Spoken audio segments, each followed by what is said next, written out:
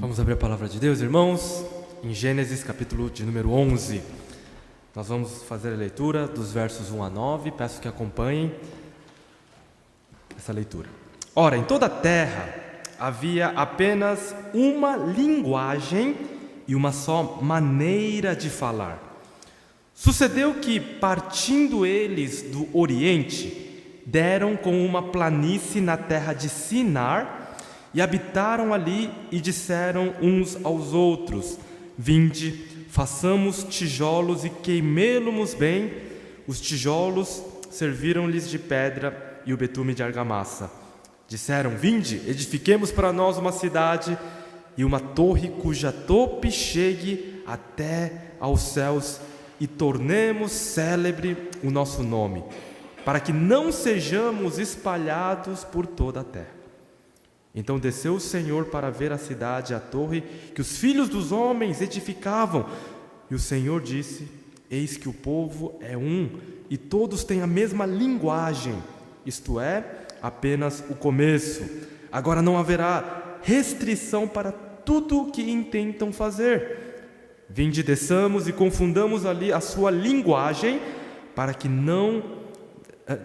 um não entenda a linguagem do outro. De sorte, o Senhor os dispersou dali pela superfície da terra, e cessaram de edificar a cidade. Chamou-se-lhe por isso o nome de Babel, porque ali confundiu o Senhor a linguagem de toda a terra, e dali o Senhor os dispersou por toda a superfície da terra.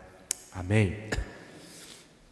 Normalmente essa passagem, ela é trabalhada com um tom muito negativo, um tom de juízo de Deus sobre uma nação, sobre pessoas que estavam em plena revolta contra Deus. A ideia, quando eles se juntam para construir essa torre, a linguagem aqui é de basicamente eles forçarem a entrada deles no céu. É como se eles invadissem à força, o lar celestial e o trono de Deus, por pura violência, assim como um grupo militar entraria num castelo bem guardado.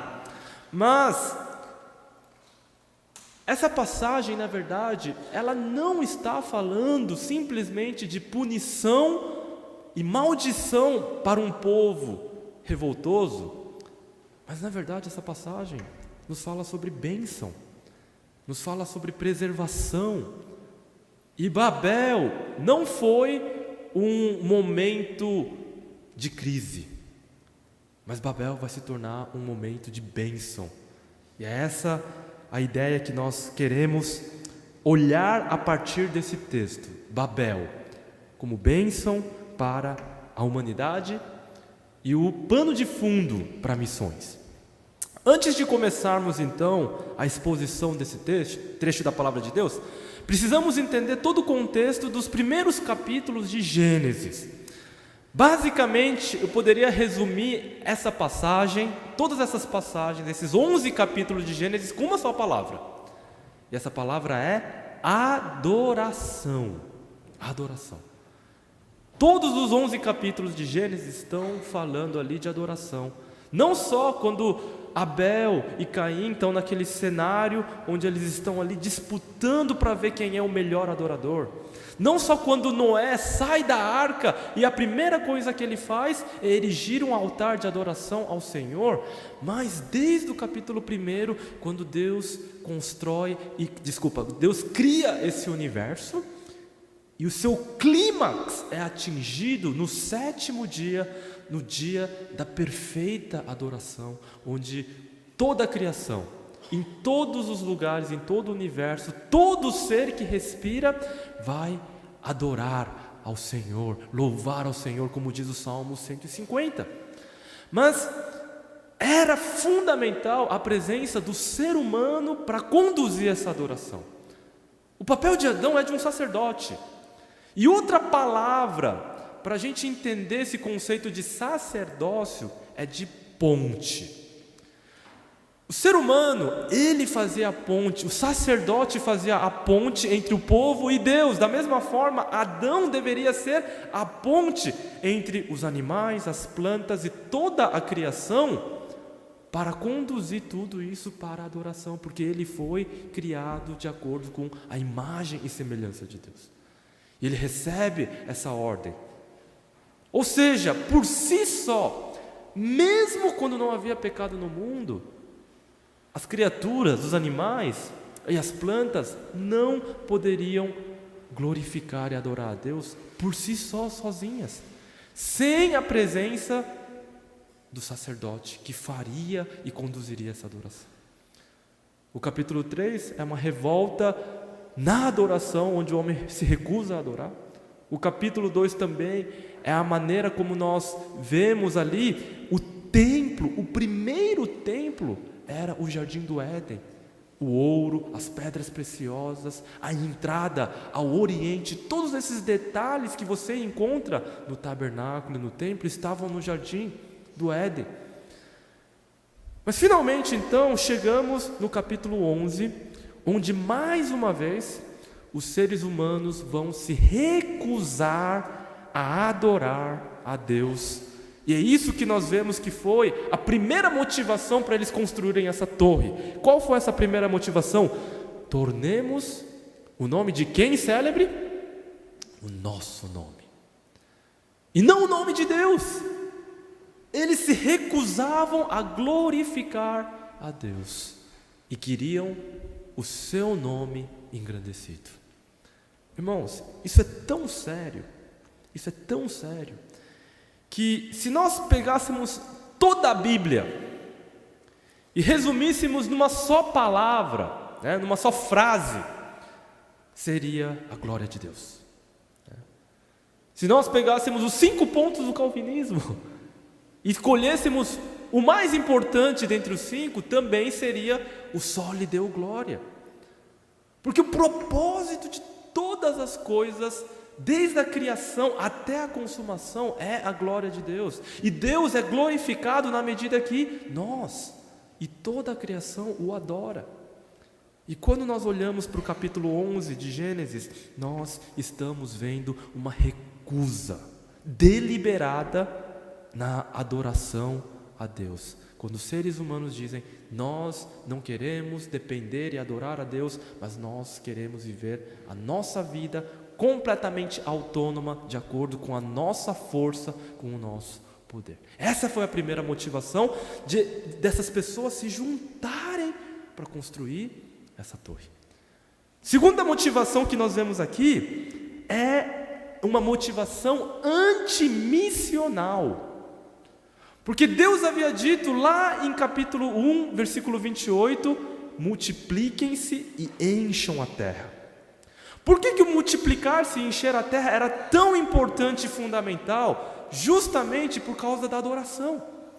A adoração verdadeira só acontecia no jardim do Éden, porque Adão estava presente. Mas na medida que esses filhos de Adão fossem se multiplicando, e eles, antes de entrar no pecado do mundo, já deveriam se espalhar e encher a terra, ele deveria sair da casa de pai e mãe e ir para um lugar distante. Ou seja, já deveria haver essa ruptura, mesmo antes da queda. Então, sabe aquele ideal que a gente tem na nossa cultura brasileira, tão influenciada pelas culturas matriarcais, como a italiana, a portuguesa e a espanhola, de ter, o pai vivendo ali no primeiro andar, aí no segundo andar do predinho que ele construiu, veio o filho mais velho, no terceiro, o segundo filho, no terceiro, aí todo mundo está lá num domingo, comendo aquela macarronada e aquela beleza, né? Mas isso não é o ideal bíblico, porque a Bíblia manda multiplicar e encher a terra. E por que isso era tão importante e fundamental antes mesmo da queda? Porque quilômetros mais para frente do jardim do Éden, a adoração ainda não havia chegado, porque o sacerdote não estava presente. Os filhos filhos de Adão seriam esses sacerdotes que conduziriam toda a criação à adoração, e na medida que eles fossem se multiplicando e enchendo a terra, o conhecimento da glória de Deus encheria a terra como as águas cobrem o mar. E esse é o mandato missionário que foi dado para Adão. Quando os seres humanos se recusam novamente a adorar, os adoradores e os filhos dos homens começam a se misturar e a adoração é perdida, Deus manda o quê? O dilúvio. E logo depois que Noé sai da arca e ele vai adorar a Deus ali no capítulo 9, Deus dá a mesma ordem que ele deu para Adão no capítulo 9, versículo 1: multiplique e encha a terra. Mais uma vez, os descendentes de Noé deveriam continuar esse trabalho de adorar a Deus e encher a terra de adoração. Sabe o que o missionário faz quando ele sai aqui do Brasil e vai para um canto tão longínquo que não existe adoração verdadeira, porque lá as pessoas estão adorando espíritos, estão sendo escravizadas por obscurantismo, por misticismo, que perdura por gerações, porque a adoração verdadeira através de Cristo Jesus ao Deus Criador glorioso ainda não chegou. É o missionário que vai levar essas pessoas a se tornarem discípulos de Jesus e ensiná-los a viver uma vida de adoração. O pastor John Piper, ele vai dizer que missões só existe porque não existe o quê? Adoração. E na medida que os seres humanos fossem se espalhando para viver essa vida de adoração, a glória de Deus encheria a terra e o seu propósito eterno se cumpriria. Mas sabe o que é o Babel? É a recusa missional. É uma atitude antimissional. Nós não queremos ser espalhados, e é por isso que nós vamos nos juntar para construir essa torre. Claro que Deus iria intervir, não é mesmo? Mas eu queria que os irmãos notassem aqui para alguns detalhes no texto. Primeiro é a tecnologia empregada na construção dessa torre, que são os tijolos e o betume. Todas as construções do mundo antigo eram feitas por grandes pedras cortadas com uma exatidão milimétrica e transportadas longas distâncias para colocar essas pedras uma em cima das outras para construírem aquelas construções magníficas, como por exemplo as pirâmides do Egito. Mas para construir uma pirâmide, estima-se que se levou 100 anos. 100 anos. E os construtores aqui não teriam todo esse tempo, e a gente vai saber o porquê disso mais para frente. Mas ao desenvolverem essa nova tecnologia, em pouco tempo, em poucos anos, eles seriam capazes de erigir rapidamente uma grande torre no vale, na planície de Sinear, a terra fértil onde estavam os dois grandes rios da Mesopotâmia, o Tigre e o Eufrates. Esse detalhe é fundamental quando nós estudamos arqueologia. Todas as cidades lá de Canaã e da Mesopotâmia, nas escavações arqueológicas, descobriu-se um padrão muito interessante. Em todas elas havia uma torre e ao redor delas casinhas circulando essa torre. Em todas essas cidades que têm mais de 5.000 anos, estima-se que essa torre tenha sido construída de 5 a 6.000 anos atrás, no ano de 3.500 antes de Cristo. Porque essa tecnologia de tijolos começa a surgir nesse período na história.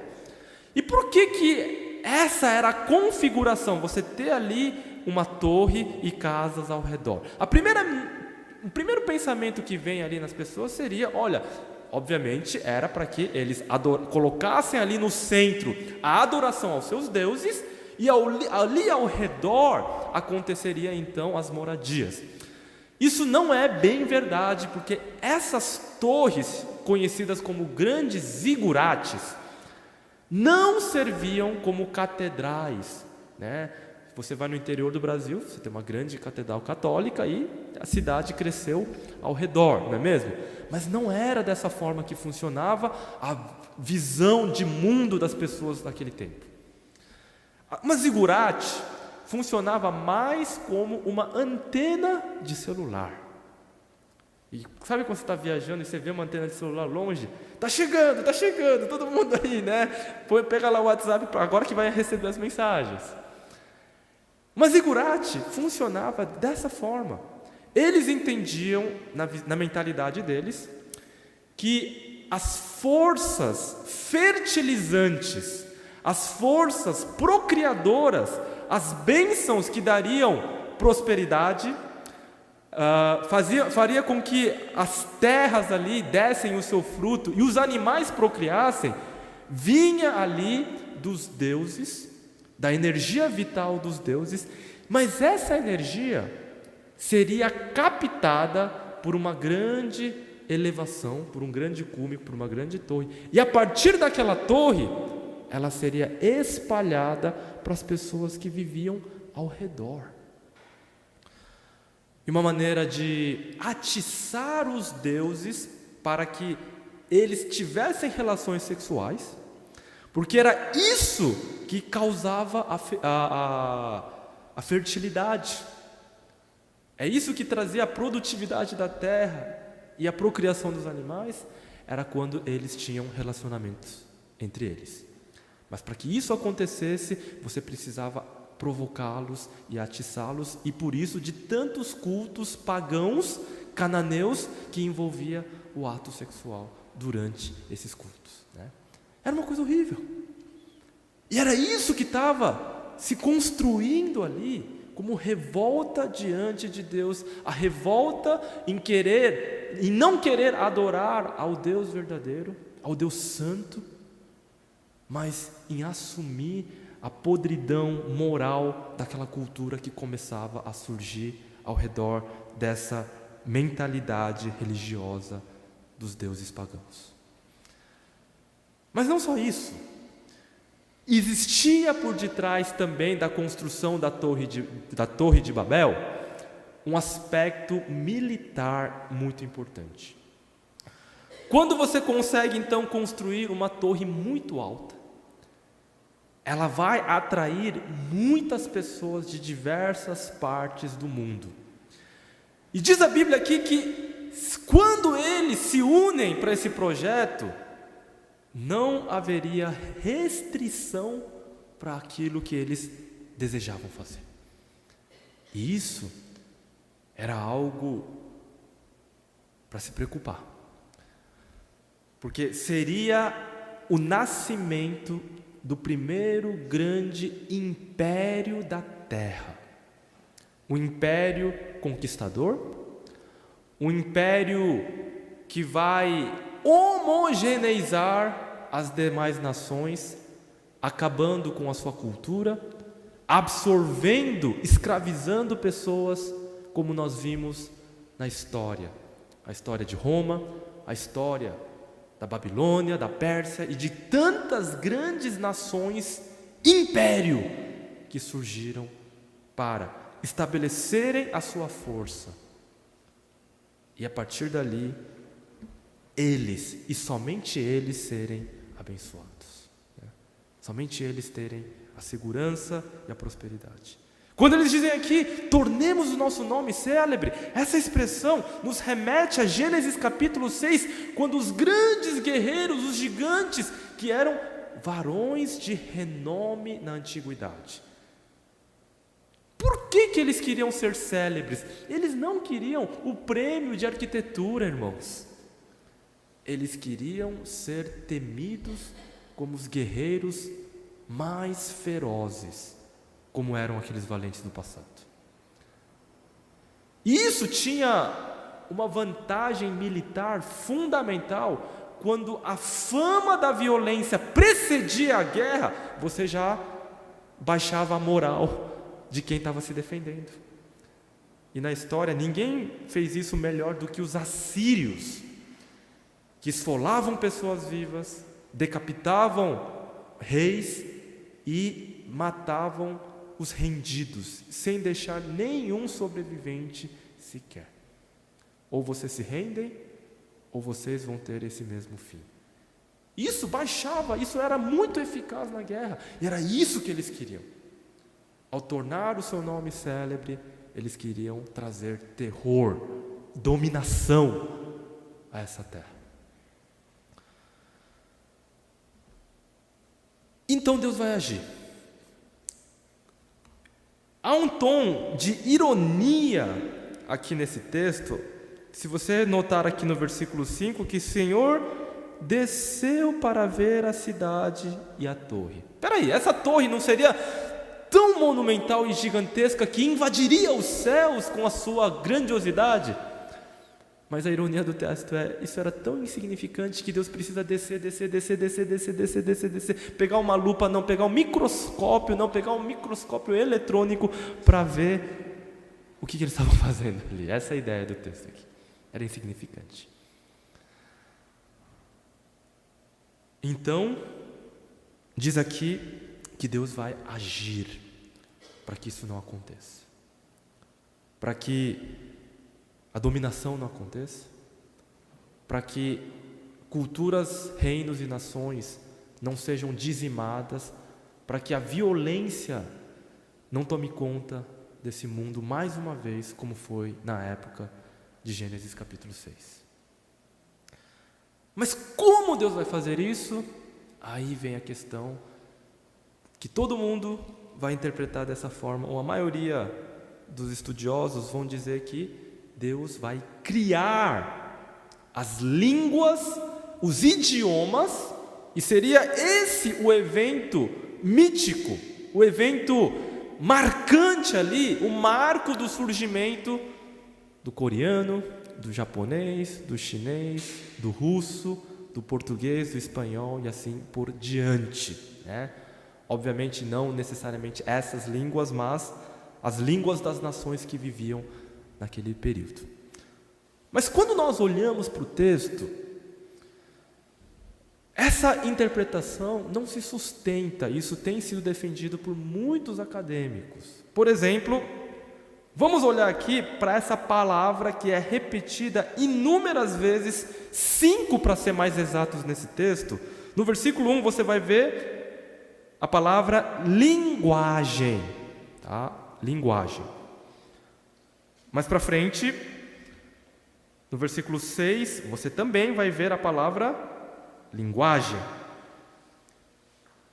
No versículo 7, linguagem é repetida 2 vezes e finalmente no versículo 9, linguagem aparece uma 5ª vez.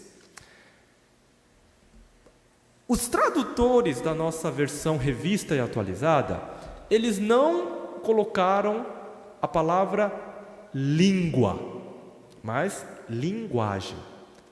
Mas eu queria que você voltasse uma página da sua Bíblia para o capítulo 10 de Gênesis. E você vai perceber algo curioso. Por exemplo, no versículo 32, estas são as famílias de Noé segundo as suas gerações, nas suas nações, e destes foram disseminadas as nações na terra depois do dilúvio. Mas no versículo 31 vai dizer, esses são os filhos de Sem segundo as suas famílias e segundo as suas línguas, e não linguagem. A palavra língua aqui, também no capítulo 10, é repetido diversas vezes e não é a palavra linguagem. São 2 palavras hebraicas diferentes.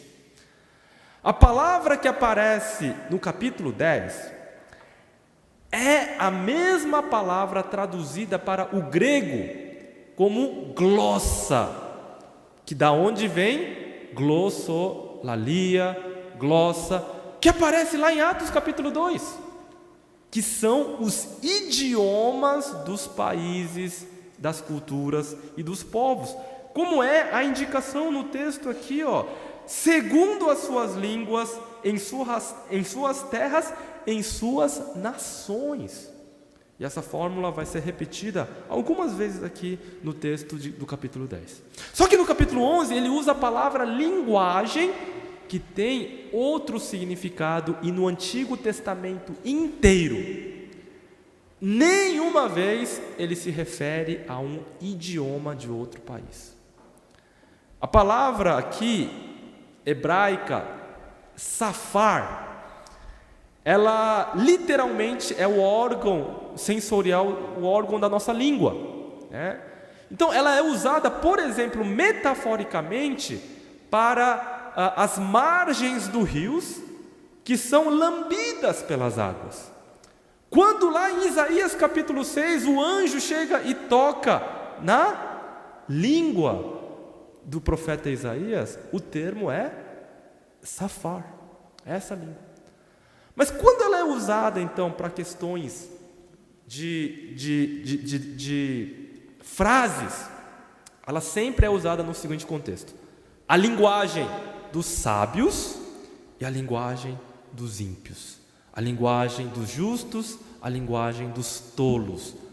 Esse é o uso dessa palavra em Provérbios e nos Salmos. O que vai nos causar um problema aqui. Então quer dizer que na Torre de Babel não foi ali que surgiram as línguas? Sim, essa é a ideia. Não foi na Torre de Babel que surgiram as línguas. As línguas, todo linguista, ele vai dizer o seguinte: como é que surge uma língua, um idioma novo? Basicamente, existem dois elementos fundamentais que vão fazer com que uma nova língua, um novo idioma surja. E esses elementos são tempo e isolamento. Imagina um mesmo povo que fica 200 ou 300 anos separados pela geografia e com o tempo. Eles vão ter que se adaptar a uma nova realidade, vão surgindo expressões diferentes, e aí as linguagens vão surgir. Por exemplo, aqui no Brasil, nós temos cerca de 200 línguas indígenas. E se me perguntar, da onde que eles surgiram todos esses idiomas? Não estavam ali desde o começo, mas provavelmente alguns grupos que chegaram ou estavam aqui, criados por Deus, foram se isolando, e com o passar dos séculos e dos milênios, essas línguas foram surgindo. Para vocês terem uma ideia, no mundo existem cerca de 10 a 12 mil línguas e idiomas no mundo. E da onde que elas surgiram? De novo, por esses fatores, tempo e isolamento. A centelha criadora e criativa do Deus triuno, que é diverso, ele é três e um ao mesmo tempo. Deus ama a diversidade. E o que Babel estava fazendo? Eles queriam destruir a diversidade que Deus havia criado.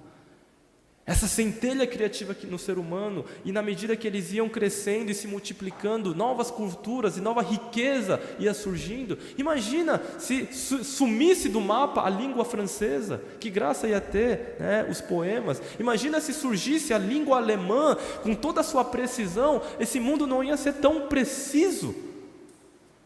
Realmente, dizer que o castigo, a punição de Deus foi acabar com as culturas, acabar com a diversidade que existia aqui, isso é uma teologia complicada. Essa é uma teologia que não condiz com o nosso Criador, que criou a riqueza, a diversidade das espécies marinhas, animais, e também dos povos e das nações. Gênesis capítulo 10 não é uma genealogia, ela é uma lista de 70 nações que já existiam na época da Torre de Babel. Assim como Gênesis 1, né? Você tem lá a criação em 7 dias. E Gênesis 2, você vai então fazer um recorte e olhar especificamente para o 6º dia, quando o homem é criado. O capítulo 11 faz um recorte do capítulo 10, especificamente quando aparece aqui um homem chamado, um homem muito valente, um homem conhecido pela sua capacidade de guerra, um homem chamado Nimrod, que onde no vale de Sinear vai justamente aqui no versículo 10 construir o seu reino chamado Babel, né? Então, Gênesis 11 é apenas o recorte da unificação que Nimrod vai fazer nesse lugar, para esse projeto de poder, de império. E os impérios, irmãos, são complicados, sabe por quê? Quando o Império Babilônio invadiu Jerusalém, a primeira coisa que ele fez foi pegar os nobres, levar lá para a terra deles e arrancar a identidade deles. Você não vai mais se chamar Daniel, você vai se chamar Belsazar, um nome babilônico. Arranca o seu sobrenome, a sua identidade, a sua cultura, a sua história e simplesmente acaba com tudo. O Japão fez isso na Coreia. Quando o Império Japonês começou a dominar os países asiáticos ali, eles proibiam que se estudasse a língua materna ali, e uma geração inteira nas escolas foi obrigada a estudar aprendendo o japonês. Isso se chama genocídio cultural. Isso se chama homogeneização, né, cultural. E por que isso acontece? Porque há no ser humano pecador essa desconfiança para com o diferente. O racismo, o nacionalismo que nós estamos vendo cada vez mais ficar forte na União Europeia com o Brexit e tantas nações de extrema direita que estão surgindo, na verdade está indo nessa direção de Babel, onde as pessoas, por causa da desconfiança da diversidade, eles estão se fechando para si e gritando palavras de ordem como America First, os Estados Unidos primeiro, o mundo que se exploda, nós vamos querer a riqueza para nós, uma nação que sempre foi bênção para a humanidade. Esse é o projeto de império que ainda persiste em acontecer nos nossos dias. E a Torre de Babel é o reflexo dessa humanidade caída que se junta nesse projeto. E ao longo da história, nós vimos como foi trágico a ascensão do nazismo, que defendia justamente esses valores.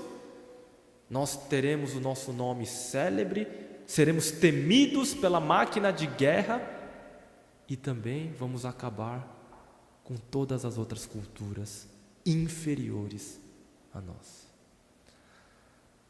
Uma coisa humilhante para Hitler foi quando aquele atleta negro do Alabama, nas Olimpíadas de Berlim, conquistou simplesmente 4 medalhas de ouro, esfregando na cara deles. Cadê o seu superioridade ariana? Né? Ele não foi cumprimentado pelo Hitler e nem sequer pelo presidente dos Estados Unidos, né? Quando ganhou essas medalhas.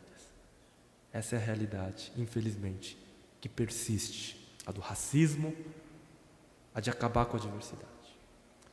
Diversidade é bênção.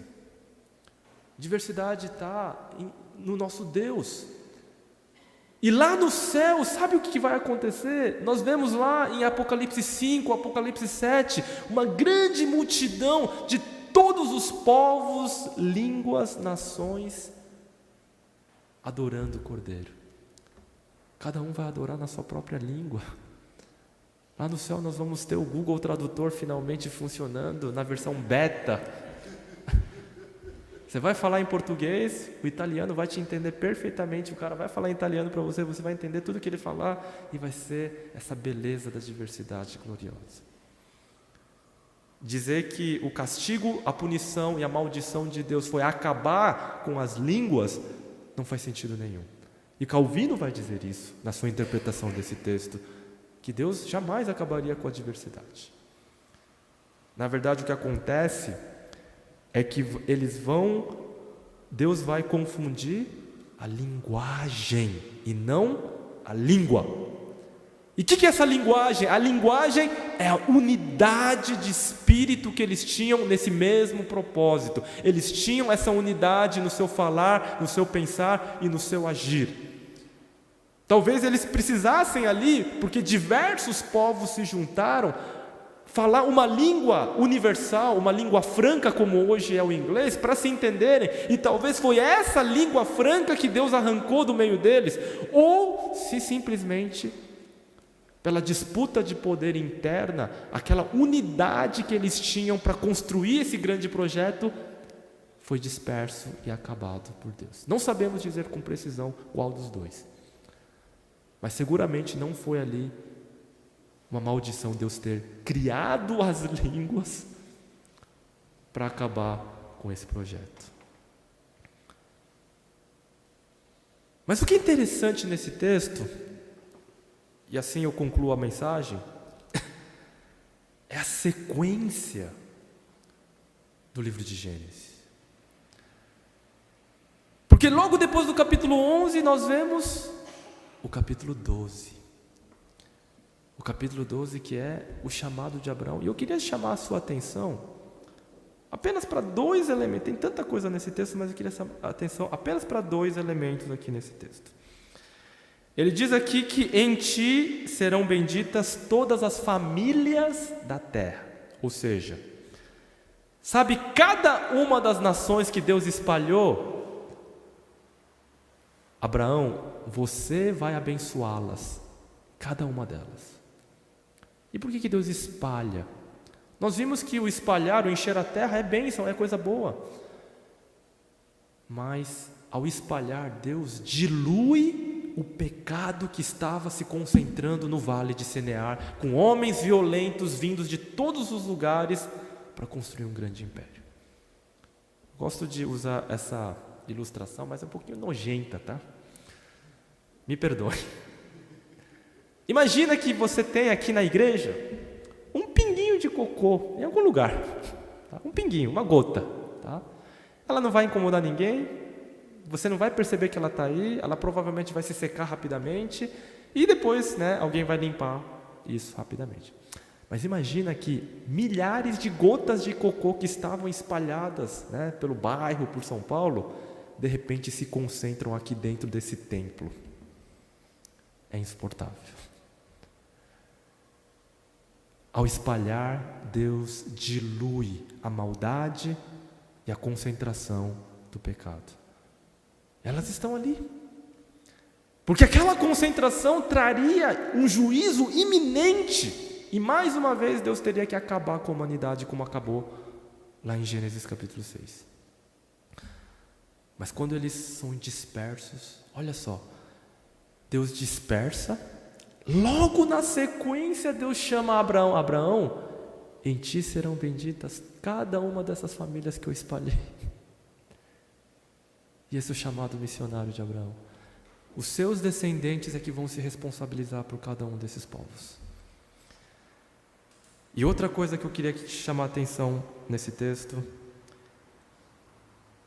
é a primeira coisa aqui. Versículo 2: de ti farei uma grande nação. Qual que era a diferença aqui? Não é um grande império. Se Babel era um projeto de império onde aquele povo que se tornava homogêneo na sua cultura, violentos, eles queriam impor a sua cultura, eles queriam dominar e levar a destruição e a dominação e a escravidão para todo mundo. O projeto de grande nação é completamente diferente. Porque uma grande nação é uma nação tão segura de si mesmo, tão rica em si mesmo, que ela tem tanta bênção e riqueza para espalhar e abençoar outras nações. Foi isso que aconteceu quando a Inglaterra era a senhora dos mares e ela levou o evangelho a todo mundo. Quando os holandeses, em cada navio mercante holandês havia um capelão, um missionário, e eles levavam essa bênção para todos os lugares. Essa foi a visão dos missionários que trouxeram universidades, escolas, hospitais, nação, bênção, o compartilhar da cultura. É isso que é o projeto missionário de Deus. E o Brasil precisa se tornar essa grande nação que visa abençoar outras nações. O Brasil é um país tão rico que deveria abençoar toda essa América Latina, pouquíssima evangelizada, pouquíssima alcançada pelo Evangelho. A maioria dos países aqui da América do Sul, eles têm menos de 10% de evangélicos. E o Brasil deveria abençoar essas nações tão próximas. E o Brasil tem todo o potencial e riquezas e tudo isso para abençoar as demais nações do mundo, né? Mas nós podemos cair nesse erro de império, de voltarmos para nós mesmos, de desconfiarmos do diferente, das outras raças, de nós nos focarmos em apenas o que é bom na nossa cultura, no que é bom internamente aqui que é nosso. Essa tensão sempre vai acompanhar a humanidade caída. Sempre. Mas um povo que adora a Deus, um povo que viu o esplendor e a grandiosidade da glória de Deus, ele vai olhar para os povos, na sua grande diversidade, e vai dizer: cada povo, cada nação, cada raça, cada etnia merece uma Bíblia na sua própria língua, merece ter igrejas plantadas e um povo santo que se levanta de cada povo e nação adorando o Deus grandioso na sua própria língua, na sua própria cultura, na sua própria expressão, com os seus próprios instrumentos musicais redimidos, uma vez tambores que louvavam aos deuses espíritos, mas que agora louvam o Deus grandioso. Essa visão gloriosa que Babel estava tentando impedir de acontecer, e Deus vai intervir. O Babel pode ser erigido nos nossos corações. Quando você olha para o projeto missionário de Deus e fala: isso daí é bobagem, isso é uma perda de tempo, isso aí é assistencialismo. Quando você olha para o refugiado que chega para o nosso país, quando você acha que todo o cidadão do Oriente Médio é um terrorista, quando todo oriental come comidas exóticas, e você acha isso nojento demais, Babel está sendo erigido no seu coração. Isso não é o propósito de Deus. Deus quer abençoar todos os povos, nações dessa terra e receber deles a adoração, e é por isso que missões existe. Irmãos, existem cerca de 5.000 povos no mundo que nunca ouviram falar de Jesus, não tem nenhum crente convertido sequer, e não tem nenhum missionário, nada, ninguém trabalhando ali no meio daquele povo. Irmãos, parece coincidência, né? Mas sabia que no Brasil existem cerca de 5.000 igrejas presbiterianas? 5.000 igrejas presbiterianas?